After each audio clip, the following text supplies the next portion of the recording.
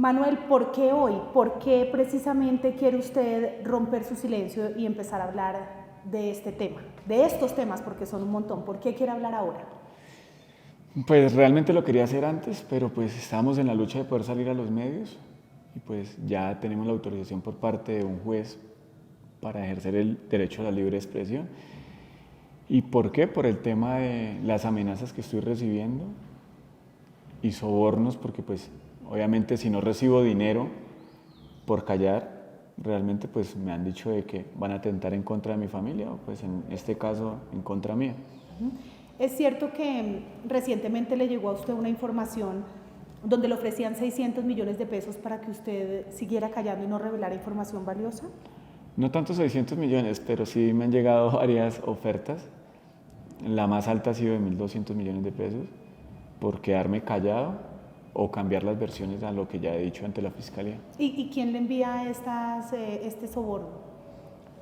Inicialmente el primero y el último que fue hace poco fue por parte de Wilson Devia, que es el presidente del sindicato de la UNP, por quedarme callado. ¿Él fue el que ofreció los 1.200 millones de No, pesos? él mandó a ofrecer otra suma.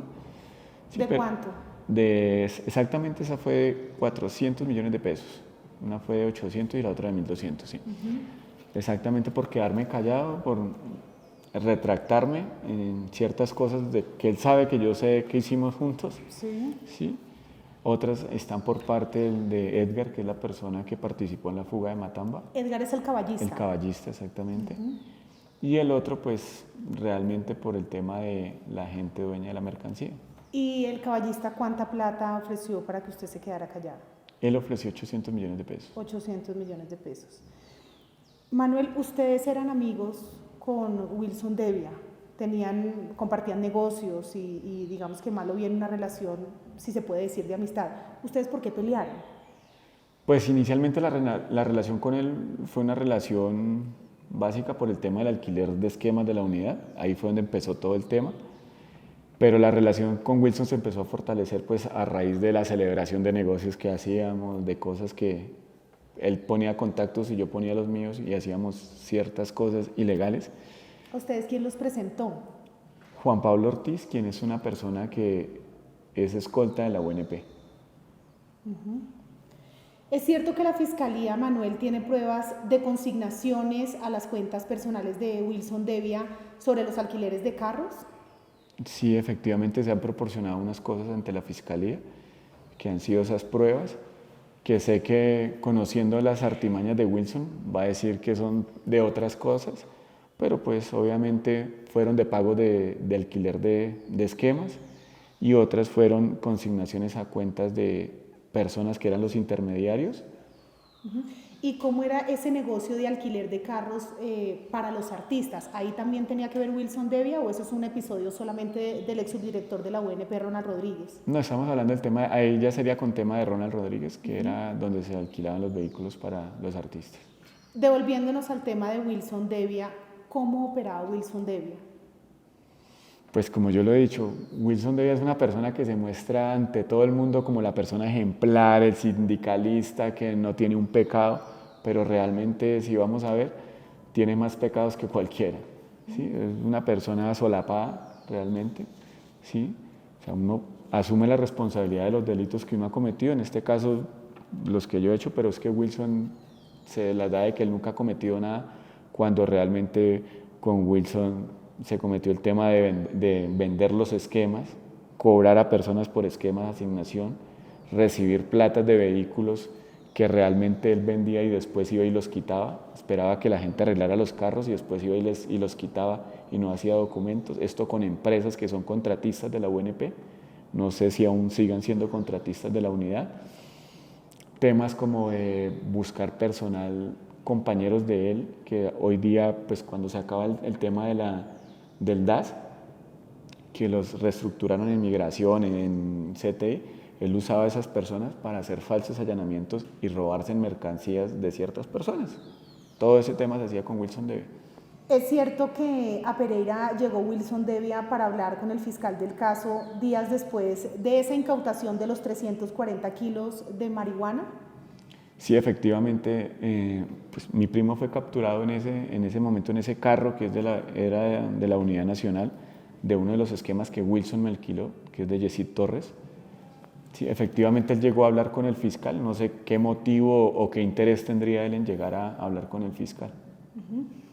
Esa fiesta que hubo en diciembre, según la información que tengo, donde aparentemente Wilson Devia, digamos que le pidió, pasó una cuenta de cobro al sindicato por una fiesta de unos artistas. ¿Esa fiesta qué pasó? ¿Es cierto eso? ¿Él sí cobró esa plata a la UNP? ¿Esa fiesta? ¿Quién pagó esa fiesta? Esa fiesta fue una despedida que hacen todos los sindicatos en diciembre, eso fue en el 2019.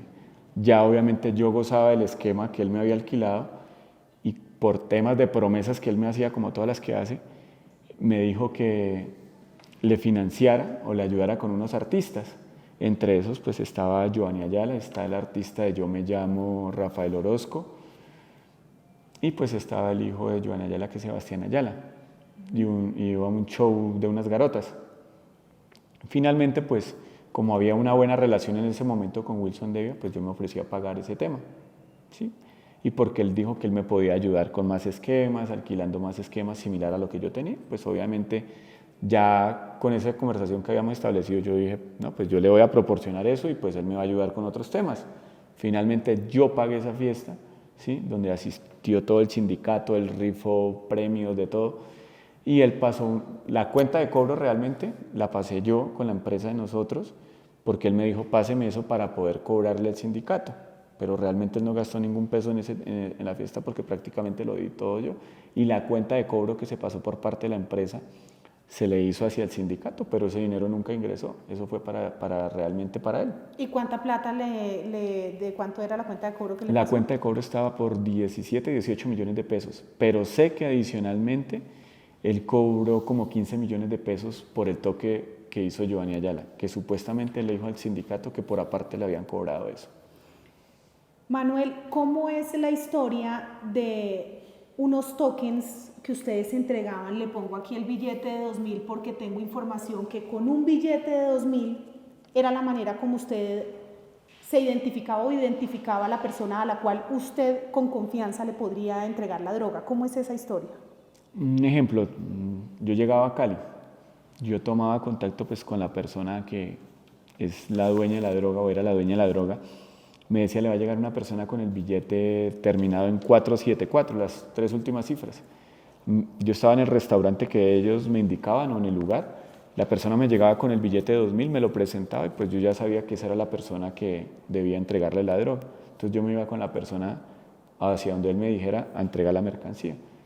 Ya él me firmaba con la cantidad de droga que le estaba entregando y con este billete era como mi cheque para cobrar la cantidad de droga. ¿Cuántos recorridos más o menos hizo usted entregando droga por el país, Manuel? Más de 8 veces. Más de 8. ¿Y pudo haberse ganado cuánta plata con eso? No, pues realmente, pues no es que haya sido pues obviamente mucho porque pues obviamente eso venía de una repartición con Ronald, con las demás personas que participábamos ahí en ese tema de la logística. ¿Se dividía esa plata también con Ronald? Sí, exactamente. Pasando al tema de Ronald, entonces, ¿cómo entra ese tema del alquiler de los carros a los artistas? Pues realmente es que un artista, siempre que llega a diferentes partes del país, pues requiere su transporte. Obviamente ellos hacen la solicitud de necesito un vehículo para moverme en tal parte, pero ellos nunca preguntan de dónde es el vehículo o de cierta manera pues a ellos no les importa de dónde viene el vehículo, sino solucionar su tema de movilidad. Pero pues yo como ya tenía la relación con Ronald, el contacto, yo le decía a Ronald, tal artista necesita un carro, se quiere ganar ese dinero, pues obviamente como él no le generaba ningún gasto porque él lo sacaba de la misma unidad o el carro que él tenía asignado, pues él lo enviaba y lo alquilaba y lo manejaba a una persona que yo pusiera. ¿Cómo, Manuel, cuál era el papel exactamente del ex subdirector Ronald? ¿Qué hacía? O sea, ¿cómo trabajaba usted con él específicamente? Pues Ronald era la persona, digámoslo, no, era así, la persona que hacía el tema de la logística. Los vehículos obviamente salían de la unidad nacional, unos porque eran directamente de la unidad o otros en su defecto porque eran de empresas contratistas. Él me daba a mí esos vehículos cada vez que yo tenía un desplazamiento, yo coordinaba con él y él me suministraba los vehículos dependiendo hacia dónde me fuera a mover, pues él me asignaba los vehículos. En esos dos escenarios donde se le asocia pues, con el transporte de droga, la incautación de 168 kilos en el Cauca de cocaína y los 340 en Pereira de marihuana, ¿cuáles son esos patrulleros militares, agentes de tránsito que estuvieron, digamos, siendo partícipes de que ustedes también pudieran movilizar esa droga, que los dejaban pasar? Pues para nadie es un secreto, Juanita, que para poder hacer todos esos desplazamientos pues siempre tenía que haber una coordinación, ¿sí? Pero me encantaría poderle dar los nombres, pero realmente pues por tema de reserva de la Fiscalía no lo puedo hacer, que es parte de la investigación. ¿Para qué se reunían Edgar Munevar, alias El Caballista, y alias El Pájaro, en la estación de gasolina Texaco de Las Rojas con 26 en Bogotá? Pues realmente la reunión que hubo con ellos dos fue el día antes de la fuga de Matamba. Eso fueron unas horas antes de por sí. ¿A qué horas más o menos? Realmente eso fue como 10 de la noche, porque ahí fue el punto de encuentro y de ahí salimos para el botadero Doña Juana pues con ellos, porque ellos era como esperando instrucciones de que les dijeran de la parte interna de la cárcel en qué momento pues iba a salir Matamba, para poder salir con tiempo y todo diera exactamente. ¿Y cuáles eran los roles específicamente de cada uno de ellos? ¿Cuál era el papel del caballista, de Edgar, y cuál era el papel de alias El Pájaro? Pues realmente ambos cumplían un papel importante porque pues Pájaro por lo menos mantenía pegado a sus celulares, no sé con quién coordinaría temas y eso, y pues Edgar también tenía sus contactos dentro del IMPEC y también mantenía llamando ahí. Pero pues todo era por chat, ellos no hablaban, sino todo era chat, pues no me daba cuenta de qué era lo que coordinaba. Simplemente en todos los desplazamientos que se hicieron hasta el momento que se dejó Matamba, pues realmente el que llevaba la cabeza pues era Edgar. Pero pues él mantenía su comunicación con este otro señor, pero específicamente no sabía quién era el líder, llamémoslo así, de entre ellos dos del desplazamiento de Matamba. ¿Y a usted quién lo contrata exactamente? Edgar. Alias El Caballista. Alias El Caballista. Es quien lo contrata. Exactamente. ¿Usted no ingresa a la cárcel Picota? No. ¿A usted le entregan a alias Matamba como por Mondoñedo más o menos? ¿O cómo es esa logística? A mí, Matamba como tal, nosotros tomamos la ruta de la Boyacá hacia Villavicencio y en el botadero Doña Juana hay un retorno. Ahí en ese retorno pues lo retomamos y ahí hay un Renault Clio y ese Clio es el que lleva un funcionario del IMPEC que es el que lo va manejando y ahí es cuando se baja la persona que yo en su momento no sabía quién era, pero pues después me entero que es Matamba. ¿Usted tenía coordinación con la DEA y sabía de todo este tema de Matamba anteriormente? ¿Venían ustedes preparando, usted ya venía hablando con la DEA, No, Juanita, digamos, realmente cuando ocurrieron todas esas cosas de la fuga de Matamba, ninguna entidad pues tenía conocimiento y pues yo tampoco, porque pues tampoco sabía quién iba a transportar. Realmente se pone en conocimiento de las autoridades a los pocos días. No se hizo de inmediato porque pues sabíamos los alcances que tenían estas personas y sabíamos que se podía filtrar la información. ¿Y usted a quién llama? ¿Usted contacta a personas de la DEA para decir, mire, yo transporté a este señor, tengo información, rutas y demás de dónde, o les tengo la información de dónde está? No, realmente pues eso se hizo por correo electrónico, pues, pero con la embajada americana. Y ya ahí obviamente después con la Policía Nacional, que es el general Murillo, quien estaba como director de la DIJÍN, y el general pues delega un grupo especial que es de antinarcóticos de inteligencia de la policía. Y prácticamente con ellos y la misma fiscalía pues se hace un grupo y es que empiezan a hacer verificaciones de toda la información que estaba dando. ¿Y qué pasa después? ¿A dónde llevan ustedes a Matamba? No, pues el día de la fuga pues se lleva a una finca cerca a la hacienda Nápoles. Realmente él queda ahí y pues ya nosotros lo dejamos y nos regresamos nuevamente para Bogotá. Finalmente no supe él hacia dónde se desplazó, si continuó en esa finca. ¿Quién es el coronel Telles? ¿Cuál es el papel del coronel Telles en esta fuga de Matamba? Pues el coronel Telles tenía entendido que estaba como comandante del Gaula de Bogotá, ¿sí? Y lo poco que yo pude escuchar de las conversaciones tanto de Edgar como del capitán Duque es que el coronel fue quien le facilitó pues los vehículos, el permiso y todo este tema, la logística del capitán para que eso se llevara a cabo.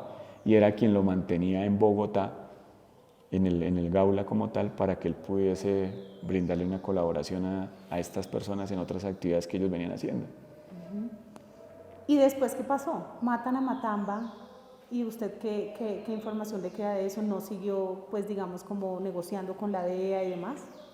Pues Juanita, realmente cuando empezó todo el proceso y de que ellos me ponen a que me gane la confianza de las personas como Matamba, Pájaro y de las demás personas de la organización, pues realmente me sentí utilizado porque pues me pusieron a hacer actividades, a ponerme en riesgo, todo este tema, y finalmente ellos me habían prometido que me iban a sacar del país, que íbamos a hacer una cosa, la otra. Finalmente eso nunca ocurrió, me dejaron solo. Vino el tema de las amenazas, vino todo el tema de que se filtró la información, tanto el general Murillo, que era el director de la DIJÍN, se puso en conocimiento de la embajada americana, se puso en conocimiento de la misma fiscalía y finalmente ninguno hizo nada. No me brindaron protección ni por parte de fiscalía, ni lo único que hizo la fiscalía fue, o el fiscal del caso, fue emitir un documento ante la UNP de que estaba en riesgo, no fue nada más, pero finalmente pues no se obtuvo el esquema. Realmente resultó más efectivo el esquema de Wilson Devia, que fue por el que uno pagaba. ¿Cuánto pagaba? Por un alquiler de un esquema, 7 millones de pesos mensuales. Mensuales. ¿Y él vendía esos esquemas a ese precio a cualquier persona o...? No, eso dependía, llamémoslo como el cliente. Eso depende de lo que él ya, el perfil de la persona, así mismo pues, le pedía. ¿Y ustedes por qué se pelearon finalmente con Wilson Devia? ¿Cuál fue el detonante? Por un tema, realmente porque siempre había un canal para pagar el alquiler del esquema, que era una persona de la UNP. ¿Sí? A esa persona se le daba el dinero las veces que Wilson no lo podía recibir. Pero hubo un roce de temas de repartición, llamémoslo así, porque una persona recibía más que la otra, porque el protegido quería recibir después más, ¿sí?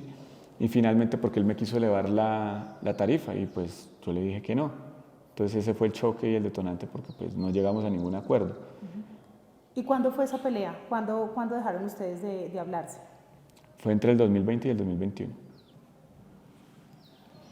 Manuel, ¿es cierto que fiscales e investigadores se han contactado con usted para decirle que no revele información sobre estos casos? Pues en algunas diligencias como tal, sí ha ocurrido el tema. Lo que pasa es que cada fiscal es autónomo de llevar su investigación y cada quien es como egoísta, llamémoslo así, en mantener su tema reservado y en que no le dé información de un fiscal al otro. Entonces eso es lo que realmente pues, ha ocurrido. ¿A usted lo han llamado para decirle, fiscales o investigadores dentro de su proceso, que no le entregue información a la fiscal Angélica Monsalve? En algún momento ocurrió. ¿Y quiénes son esos fiscales o investigadores? No, eso no lo puedo relevar. ¿Pone en peligro su proceso? Sí, realmente pues no quiero generar una discordia en la misma fiscalía. Pero es cierto. Sí. Volvamos al tema de Wilson Devia. Ustedes empezaron una relación porque los presentó Juan Pablo Ortiz.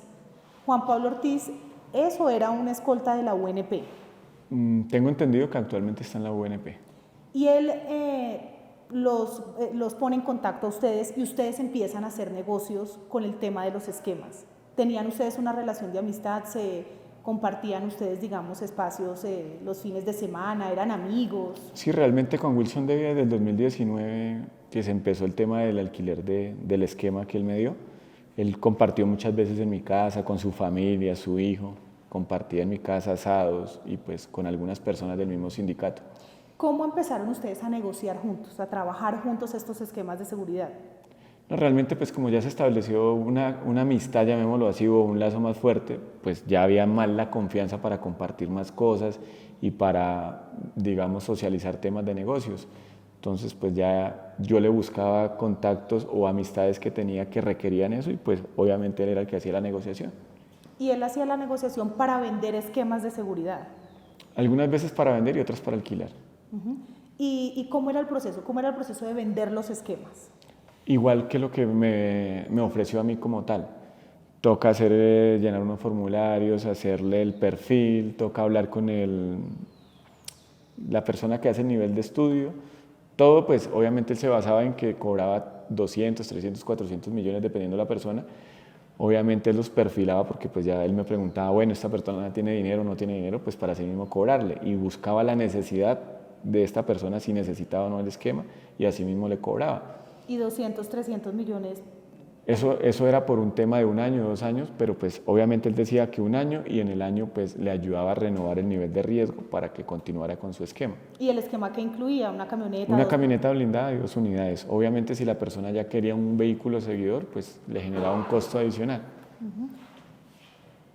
Eso era en materia de vender esquemas, que costaba 200 o 300 millones de pesos cada año o cada 2 años, dependiendo del cliente. Exacto. El tema de los alquileres, ¿cómo funcionaba y cómo trabajaban ustedes? No, pues lo que me concierne a mí, en el esquema que él me alquiló, yo le pagaba 7 millones de pesos. Obviamente, al inicio, a él. Unas se les consignaron a él, otras a la persona intermediaria, otras a las cuentas de familiares. Pero en su defecto, siempre era una persona al intermediario para pagar el tema de alquileres. ¿Y cuánto más o menos podría costar un esquema alquilado? Exacto, lo que te digo, Juanita. A mí me cobraba 7 millones, pero eso dependía del perfil de la persona. Si la persona pues era una persona más alta, digamos en tema económico, pues podía valer hasta 12 millones de pesos. Porque él cogía a la persona literal y le decía, bueno, una escolta le cuesta la unidad tanto, el combustible cuesta tanto, el mantenimiento del vehículo cuesta tanto. Entonces, esa era la idea que él le vendía a la persona. Entonces, si le sacaba ese costo, una persona le iba a costar casi 20 millones mantener un esquema. Entonces, cuando él le decía que 10, 12 millones, pues a uno se le hacía económico. Mensual. Mensual.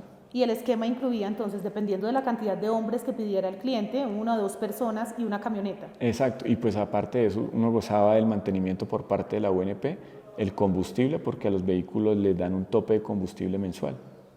¿Y él cómo hacía para entregarle esas cuentas a la UNP? ¿Cómo hacía para poder, digamos, actuar de esta manera legal? Obviamente, para poder hacer eso tenía que ser en complicidad con las empresas, llamémoslo así, contratistas de la unidad con las que él más cercanía tenga. Obviamente tiene que estar gerentes de empresas asociados con él para darle ese manejo. ¿Y ustedes se repartían, digamos, dependiendo de cada negocio, el cliente que usted se conseguía y así se repartían la ganancia? Pero siempre, pues, en su defecto, como él no podía dar cara, pues, era la persona intermediaria. ¿Y Ronald Rodríguez cuándo llega, digamos, a hacer negocios con ustedes? Ronald empieza en abril del año pasado. ¿Es nuevo en el negocio? Sí, pues relativamente conmigo sí, que yo de fe, desde abril, no sé si pues él ya traía otra manera de venir trabajando con Wilson, que pues sería lo más lógico, pero pues conmigo como tal desde abril hasta el día de mi captura. ¿Y quién lo presenta a usted con Ronald? Con Ronald, otro escolta de la UNP como tal, pero eso fue como para el 2020, 2021, yo conocí a Ronald, pero pues no fortalecimos así como igual, similar a lo de Wilson. ¿Y qué específicamente negocios hicieron ustedes desde el año pasado con Ronald? No, con Ronald realmente fue temas de narcotráfico, fue el tema del transporte. Eso fue porque con Ronald no se tuvo ningún tipo de relación comercial. Era transportar droga a nivel nacional. Exacto, y él me proporcionaba, proporcionaba no solo a mí, sino a los temas de las personas dueñas de la mercancía. El tema era que él proporcionaba la logística, que eran los vehículos de la unidad. Él proporcionaba la logística y usted era quien iba y repartía la droga. Yo me encargaba de recoger y de entregar como tal y de hacer algunas coordinaciones en las vías nacionales. Todo esto auspiciado, por supuesto, con agentes de tránsito, con miembros, digamos, de la fuerza también que les permitían a ustedes transportarse libremente por el país. Sí, exacto, Juanita, porque pues hacer un recorrido tan largo de extremo a extremo, pues era casi imposible hacerlo sin la coordinación con una entidad como la Policía Nacional. Con Ronald, más o menos, ¿cuántos viajes para repartir droga hicieron ustedes? Más de 8 viajes. Más de 8 viajes, ¿donde estaba involucrado Ronald y también Wilson Devi? No, pues en mi defecto, cuando se empezó con Ronald, yo me entendía con Ronald como tal. No sé si específicamente ellos externamente pues tendrían algún tipo de negociación, pero pues lo que me concierne a mí era con Ronald. ¿Y esos 8 viajes a qué destinos de Colombia fue? Diferentes partes del país. Meta, por ejemplo, Huila. El Meta, el Huila, la costa y muchos más. ¿Y cuáles eran los narcos? ¿La droga para cuáles narcos transportaban No, ustedes? Juanita, eso sí no lo podría decir porque pues eso es parte de la reserva de la misma fiscalía. 8 viajes con Ronald Rodríguez. Más de 8 viajes. Más de 8 viajes. Él programaba, organizaba las rutas y usted recogía la droga y la entregaba. Básicamente lo que, digamos, los acuerdos que se hicieron con los dueños de la mercancía era, porque pues Ronald estuvo en la negociación, se pactaron temas de pagos de cuál era el valor por kilo, los distintos destinos que iban a hacer, donde se iban a entregar droga, pero pues obviamente eso cambió porque pues en el transcurso de las entregas pues cambiaron lugares de entregas. Pero pues algunas coordinaciones las hacía Ronald, también aparte de la logística de los vehículos las hacía él con sus contactos y otras las hacía yo con contactos de la policía. Manuel, ¿usted se arrepiente de haber transportado droga, de haber hecho y haber estado inmerso en todos estos eventos ilícitos?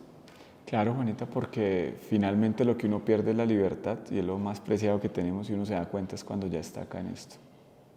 ¿No volvería usted a transportar droga? No, Juanita, porque finalmente lo que uno quiere es estar con su familia y pues no estar más privado de la libertad. ¿Le dan garantías aquí de seguridad frente a todas las amenazas que me dijo que hacen, ofrecen hasta multimillonarias sumas de dinero pues para que usted calle? No pues Juanita, digamos, esta es como la parte más neutral realmente que yo tengo pues para estar privado de la libertad porque pues IMPEC no puedo por el tema de Matamba que hay personal del IMPEC. Policía, llegar a un centro de reclusión de la policía tampoco porque hay funcionarios de la policía. Y ejército pues es el tema más neutral que puede haber en este momento.